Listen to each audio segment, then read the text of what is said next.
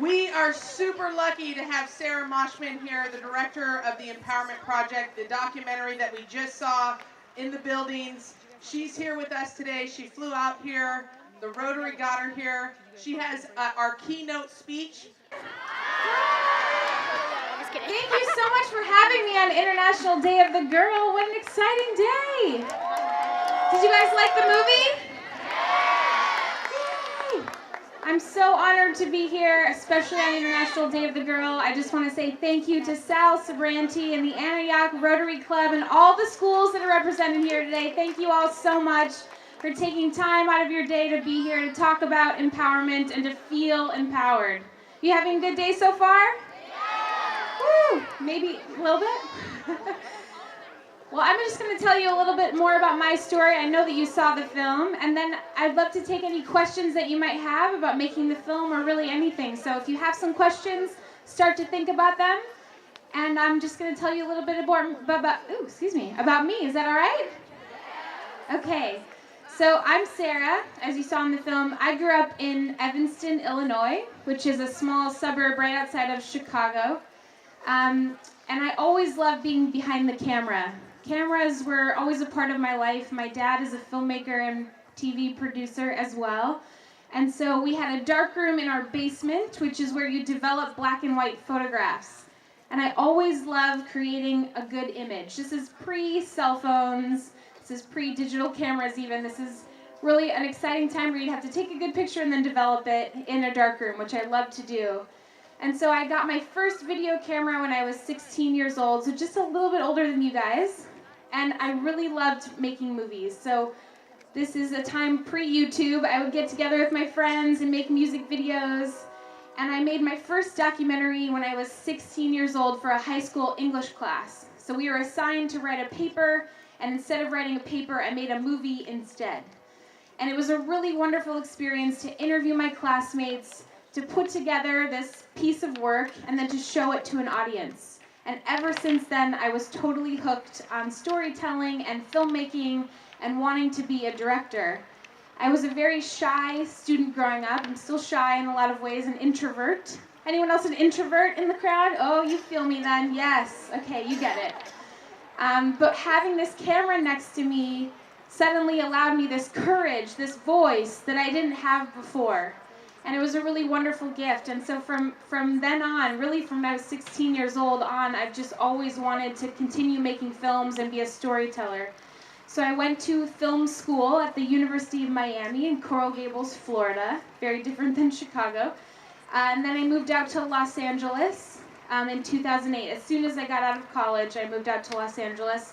And I started working on a little television show called Dancing with the Stars. Anyone, have you guys heard of it? You have? Oh, okay, great. I worked on that show for 10 seasons. So I started as a story assistant on the show, logging tapes and taking notes in the field. And I worked my way up to what we call a field producer on the show.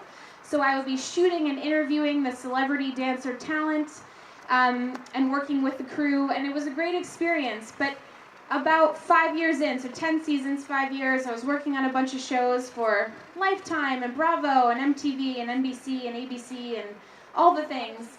I started to feel like I wasn't contributing to the media landscape. I started to realize as I got older that the media really doesn't reflect us as girls and women. We're often underrepresented, misrepresented, over-sexualized, objectified, and sometimes just ignored altogether in the media. Do you guys know what I mean? Do you ever feel that? Like you don't see yourself reflected back? Do you know what I'm saying? Yeah. And it's frustrating because all of you are so strong and so complex and beautiful, and your stories deserve to be told. And so in 2012 is really when I came up with the concept of the Empowerment Project, which is the film that you saw today. And I thought, well, what if I just get in a minivan with 4 other awesome women, and we drive across the U.S. and interview inspirational women from as many industries as we can possibly fit into one film. Because I felt like those women's stories were not being told, right? Like we see stories of celebrities and sometimes CEOs and powerful, famous women perhaps all the time, which is great, don't get me wrong. But where are the ordinary women? Where are the women just like you and I that are truly extraordinary, doing amazing things in our lives? Our stories are not being told. And so I wanted to give voice, I wanted to give light to those stories, and that's really where the Empowerment Project came from.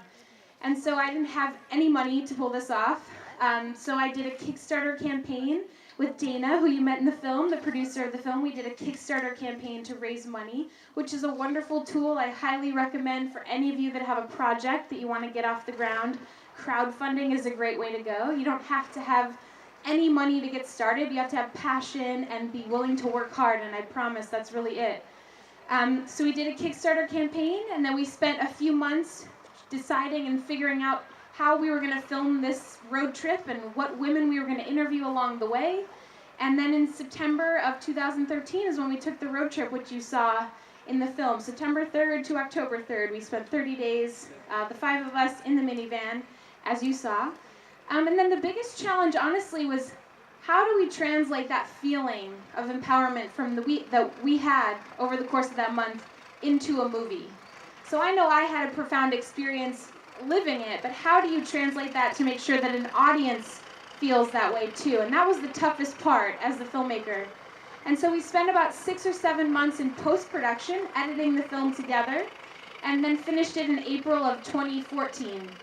And so I couldn't be more proud that we are in October of 2017, and the film is still being shown. That's beyond my wildest expectations. This film has been shown in schools, groups, organizations, and corporations of all sizes. I think our count now is over 700 screenings all over the world. This project has exceeded, like I said, all my wildest dreams for what it could possibly be. But truly, the most important part of this whole journey has been sharing it with you. Sharing it with girls and boys just like you all over the world, because that's the power of cinema, is bringing people together and having conversations and having the movie spark something in you, an inspiration that maybe you didn't have before. It's not even about me or the women in the film, it's about you and what you can take from the message in the movie. And so I'm so honored to be here with you today. I also wanted to tell you briefly about my latest film. I have another film. It's called Losing Sight of Shore, which follows the incredible journey of 4 women who rowed a boat, a pink 29-foot ocean rowing boat, across the entire Pacific Ocean, from America to Australia. Is that a little crazy? Would anyone here row a boat across the Pacific Ocean? Do you think you'd want to do that? Yeah? Some of you? Cool, me neither. But it's an extraordinary story of bravery and perseverance and friendship, and was really the greatest adventure, perhaps, of my life making that film, which is now available on Netflix worldwide. So you can watch it anytime you want, which is really exciting. And so a couple of takeaways from my experiences making films that I want to share with you are really this. Don't wait for permission. If you have an idea, if you're interested in something, if there's a small voice inside you that says, I really want to try this, or I'm not sure how it's going to work out, or I don't have the money to do it yet, or I don't have the resources, just start down the path and believe that you'll figure it out along the way. Because I certainly didn't have all the answers, and I still don't, of how to make films each time around. It's always a journey of discovery. It's always a journey of enlightenment for you, for the audience, hopefully. And it's whether or not you're making a film, any piece of art, really. So really, the takeaway for me is don't ask for permission. Just get started, because there's never going to be a good time to get started on your passion project, whatever that looks like for you. You're never going to feel totally ready. And so the sooner you get started, you'll take a couple steps down that maybe scary path, and you look back and maybe take a couple more, and before you know it, you can reflect and see that you've taken this grand journey, and you're not the same person that you were when you started, which is really amazing. And you are so much more powerful than you could possibly imagine. You have so much more talent and strength and beauty than you could even fathom. But you have to get out there and stretch your wings and try things and leave your comfort zone. It can be really scary to leave your comfort zone, but I promise that if you lose sight of shore, as we like to say, and make it to that other side, there's a lot of really wonderful gifts waiting for you on that other side, personal and professional, that are something you can't really replace. So for me, making films has been the perfect journey for me. I love telling stories. I love meeting new people and traveling and being able to shine a light on people and stories and events and places that you might not otherwise see. And it's been such a joy for me to be able to share my work with audiences just like you all over the world. So I would love to take any questions that you might have about the film or making movies in general. Does anyone have any questions? Yes, in the back. If you please shout, I can hear you.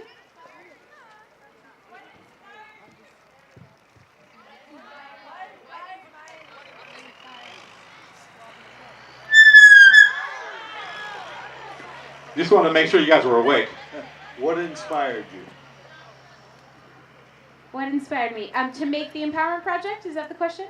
Yeah, so really it was wanting to serve girls just like you, wanting to feel like we were being reflected back in the media. And there wasn't a film that I saw when I was your age that made me feel empowered. I wanted to make a movie that I wasn't seeing and that I hadn't seen before. And a lot of my philosophy is, if you're not part of the solution, you're part of the problem. And so as someone that was working in media and working in television, I felt this tremendous responsibility to do something with my skills that wasn't just plugging into an existing ecosystem of television. I wanted to create something with heart and with purpose so that you could watch it and feel like you could be and do anything that you want. So that was really my inspiration, was girls and boys just like you, honestly. Good question. Yes? What gave you the courage to go driving around with your friends? What gave me the courage? I think I was just a little bit tired of working in television and wanting to do more with my career. So maybe I didn't have all the courage when I started, but I certainly tried to develop it as I went. It's hard to get courage, right? It can be a lonely experience having to believe in yourself and every day wake up and say, I think I can do this. I think I can pull this off. And the further along you get in your journey, the more courage that you gain. So I don't think I had all the courage when we started the road trip, but I certainly have a lot more now. And it helps me as I approach new endeavors in my career, knowing what I've done in the past. And I think the same will be for you. You just have to leave your comfort zone and gain that courage the more new experiences that you try. Good question. Hi. Did anything stop you during the way? Did anything stop us? Nothing physical in terms of like the car didn't crash or break down. I think the only thing that really got in our way was our own self-doubt from time to time, is wondering, how are we going to pull this off? Is anyone even going to like the movie? There's all this self-doubt that creeps in. So that was probably the toughest part. Yeah. Did anyone ever tell you that you couldn't do it, or they didn't want you to do it because they didn't think that it would happen? I'm sure that people did feel that way. I'm sure that people did think, well, what is Sarah up to? This is so silly, or she's never going to pull this off. We had very limited budget to take this road trip, so I'm sure there were some haters, but luckily none of them really shared that with us. Some people felt like, do girls even really need to be empowered? And I say, yes, absolutely. So there was some non-believers, but nothing that was too loud that we couldn't overcome. So yeah, good question. Thank you. Hi. My question was, when you were in school, what classes did you take for filmmaking, and what's your advice for upcoming filmmakers, if they want to come on? Yeah, what's the advice for upcoming filmmakers? That's a great question. Fortunately, I went to a rather large high school in the Chicago area, so they did have a couple film classes. But even if your school doesn't have film classes, doesn't matter. Film school is not a necessity. Certainly not everyone can attend. What's great about filmmaking is you really just have to pick up a camera and start making things. So even if it's on your phone, you don't have to have the nicest camera. You don't have to have a budget or a crew, especially with documentary. The barrier for entry, I think, is very low in a great way. That if you have a story to tell, start telling it. And that's the best way to learn, is by jumping in and trying things and maybe making mistakes. I've certainly made lots of bad films before I made this one, which I think is pretty good. So just get out there and stretch your wings and find your voice as an artist, whether you go to film school or not. Yeah. Hi. Hi. Have you ever came across someone or met someone who told you you couldn't do this, or has anyone ever doubted you about this? Yeah, so a similar question. Absolutely, people have doubted us along this journey, this path, but perhaps the most doubt came from within. I didn't know if I was capable, So as loud as the haters' voices might have been, mine was probably the loudest, right? All of us suffer from wanting to have more confidence, wanting to have more courage, but the more experiences that you have and the more challenges you overcome in your life, the more confidence you build up. So I hope that I'm past that phase of not believing in myself because I've proven what I'm capable of, and I wish the same for you and for everyone, that you go out and you try things and you fall down and you get back up, because that really is what builds your confidence more than anything else, more than anyone else can give to you. You have to build the confidence from within. So I hope that helps. Yeah. So when you were in school, did anybody stereotype you? Stereotype. Well, definitely, it's very frustrating as a woman in the film industry. There were a lot of gender stereotypes that I experienced, a lot of sexism, where perhaps if a young man is holding a camera, people sort of inherently believe that he knows how to use it, that boys are more technical than girls. When I love being behind the camera, I know how to use one, I love to shoot, and people often doubt me or don't think inherently that I know what I'm talking about. So you just kind of have to lead by example, right? You just have to redefine what it means to be a filmmaker, or in whatever case you may have, and get rid of those stereotypes by just being yourself. I think that's the best way. Did anybody tell you that you couldn't do anything because you were a girl? Yeah, so I think, similar question, I think there's a lot of gender stereotypes that go on, or the media kind of gives us these messages, right? The media often perpetuates what girls can and can't be, or should or shouldn't be. But it's really up to us to listen to that inner voice, that inner passion, and don't let any of that get in your way.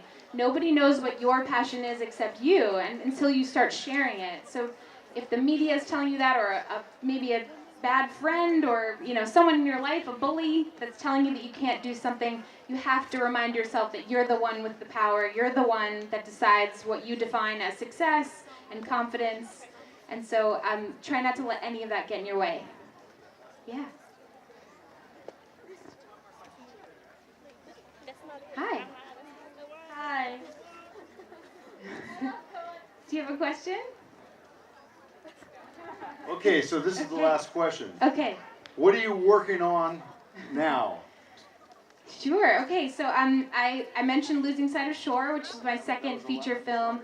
I'm making another documentary right now about sexual harassment. So I'm doing some interviews in Los Angeles and in San Francisco, all around sexual harassment in the workplace and gender discrimination.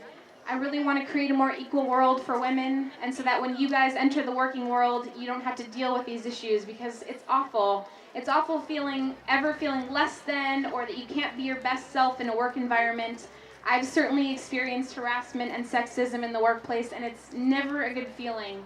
And I think if we all get together and talk about these issues, just like we're talking about empowerment today on International Day of the Girl, then maybe we can create some change. So my latest film is about sexual harassment, so stay tuned for that one. Thank you, and I was mistaken. Yeah. We had one last question. Oh, great. A young girl who's been following me from behind. Great. And I didn't see her. So here she is, and this is the last question Okay. for Sarah. Okay.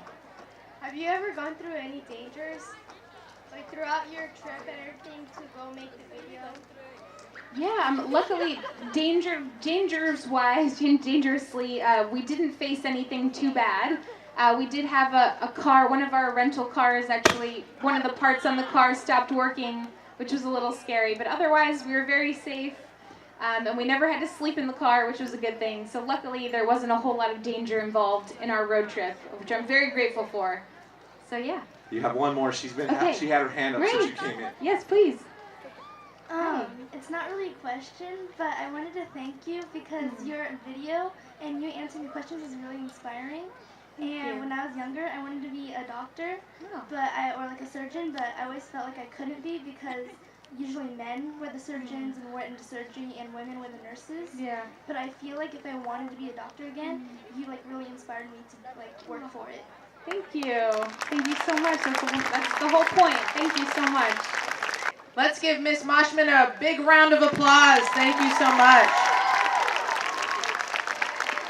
Antioch Unified School District, for the last 150 years that our district has been in existence, we've only had 2 female superintendents. And I want to call Miss Anello up because she is only the 2nd female superintendent in our history. Miss Anello, can you come on up?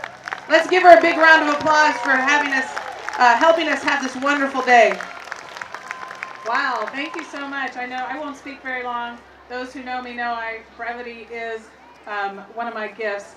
I just want to say, unfortunately, you will have experiences along the way that will tell you to stop and that you can be less. I remember the first time, my parents never told me that women couldn't be what men could be. And I was in 2nd grade and they had an essay contest, and it was, what do you want to be when you grow up? So I remember it came time for the teacher to say who won the essay contest, and lo and behold, it was me. But when she read the topic of my essay, what did I want to be? What did I want to be? I wanted to be president. The whole room started laughing. And Timmy Campbell, I remember him. Still don't like him. Just kidding. He didn't know any better. Timmy Campbell said, don't you know you can't be president? You're a woman. And so don't believe that. Although we've not had a woman president, there's still time. I think I got about 30 more years. I'm just kidding. I'm not going that path. But all I can say is this. Are you going to be afraid? You are. When you take risks and you take chances, I've been terrified sometimes in my life. But fear is just a temporary emotion. Regret will live with you forever. So face those fears and continue to ask yourself, what would I be doing if I weren't afraid? And honestly, I'd probably be standing over there. But anyway, thank you, and I'll hand this back over to Miss Wisely.